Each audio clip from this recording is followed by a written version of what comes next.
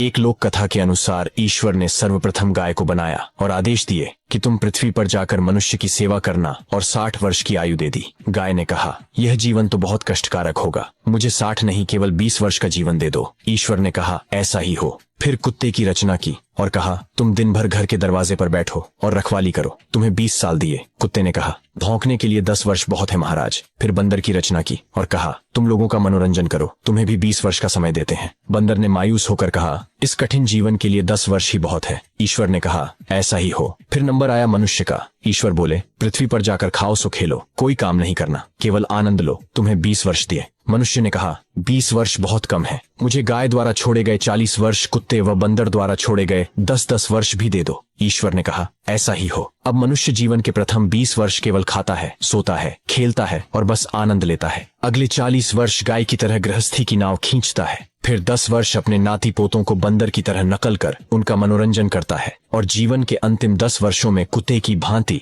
घर के बाहर दरवाजे पर बैठकर रखवाली करने के साथ साथ आने जाने वाले लोगों पर अनावश्यक रूप से भौंकता।